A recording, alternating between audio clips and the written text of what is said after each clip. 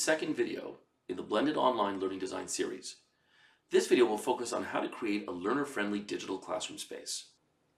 Now, just a quick reminder that as seen on screen, this is the second of 10 videos in this series. While we suggest watching the first 3 in order, after that you can continue in the sequence shown or jump to any video of interest. Now let's briefly revisit the analogy that we created in the first video, where we compared getting started in online teaching to creating a smoothie, and in both cases, you need certain basic ingredients just to get started. This video will focus on the first ingredient for online teaching, the online classroom.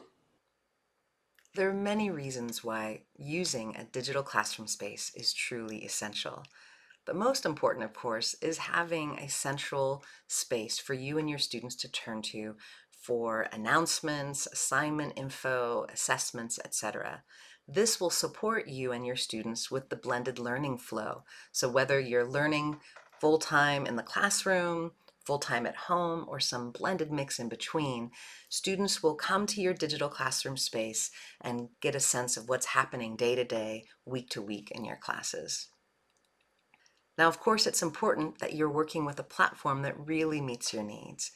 And in a moment, we're about to take a quick look at Seesaw and Google Classroom, which are the 2 platforms recommended by the school board. Both of these tools are wonderful for keeping you and your classes organized and connected. And you may even find that you want to use both. Now, many Lester B. Pearson teachers already know and love Seesaw for good reason. It's a very student-friendly and family-friendly tool.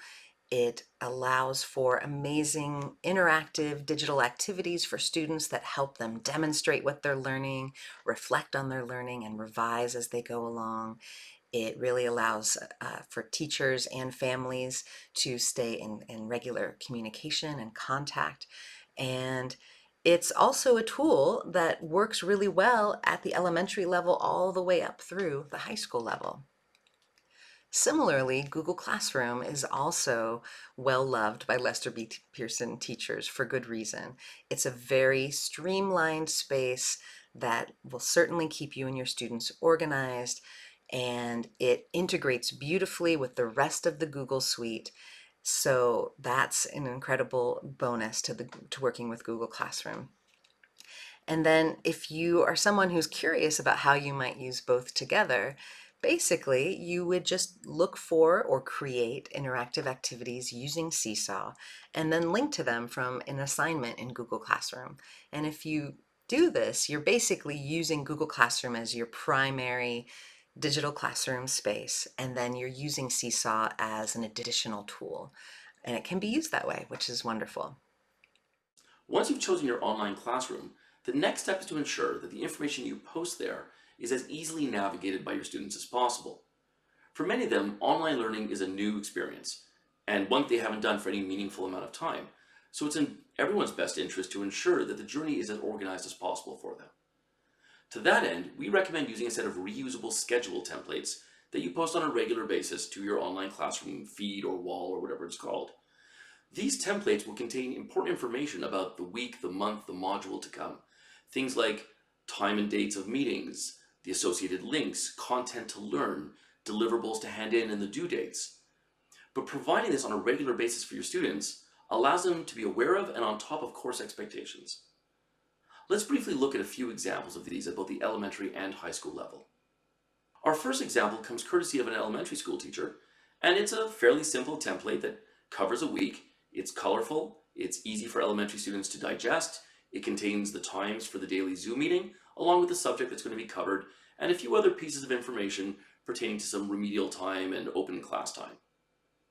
The next one, also from an elementary school teacher, is a little bit more sophisticated, containing links to a morning and afternoon meeting session, the morning being a check-in and the afternoon being a review of the day's work. You'll notice that below that is a table containing the reading, writing, and math expectations for the day. But the teacher allows the students the autonomy to choose in what order they'd like to approach that work. Let me pause for a moment just to point out that if there are any templates you've seen or will see that interest you, you can download a copy by clicking on the empty version on the screen and then customize it as you see fit. Now let's take a look at some high school examples of templates. The first one comes courtesy of a calculus teacher who's broken up the class by weekly schedule, and on the template indicates the classwork and homework expectations for each of the 3 classes that they teach. Let's compare that with our next example from a public health teacher, where the focus is obviously not on the dates, even though due dates are provided. The focus is on the learning process, as the teacher is obviously encouraging their students to look at each module from the context of outcomes to be achieved, information to absorb, connections to create, and information to apply and reflect upon. Now, what style of template you use isn't important because it's a matter of personal preference. How do you envision breaking up your course? What matters is that these templates are posted on a regular basis to help your students remain organized and on top of the course schedule and expectations. The last example is just to provide one where the ethics teacher, in essence, posted the entire course at the beginning, providing a table of contents with links that the students could click on to drill down further into any given module. So in essence, the students are fully aware of the course expectations right from the get-go and can delve a little further if it interests them. Once you have a well-organized digital classroom space, it is important to go a step further and personalize it. Whatever you do in your regular classroom, let's see it in your digital classroom as well. Are you someone who hangs up a lot of posters or writes quotes up on the board? Well, you can do that in Seesaw and Google Classroom as well. Whatever personal touches you bring will only help your students stay connected with you and engaged with your class. This is especially important during periods of blended learning. Let's take a look together at a few examples. Bitmoji classrooms can be used for elementary and high school classes. Here's an example from a Lester B. Pearson colleague who has recreated her classroom as a digital learning environment. It's engaging, full of links and resources that students can click on and explore. Here's another example. As you can see here, it is possible to have a digital classroom space shared amongst colleagues. So if you work closely with other teachers, why not create your digital classroom together? Here is a quick example that shows how you can set up a Bitmoji class as a template for a daily agenda and related movie recommendations. You could also use these custom images to upload to Google Classroom or Seesaw.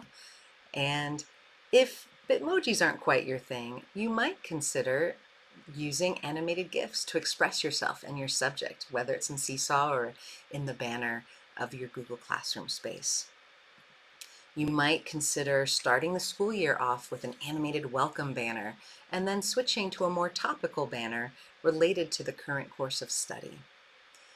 These are meant to give you just a few quick ideas, but of course, there are many, many ways for you to add personal touches to your space in Seesaw or Google Classroom.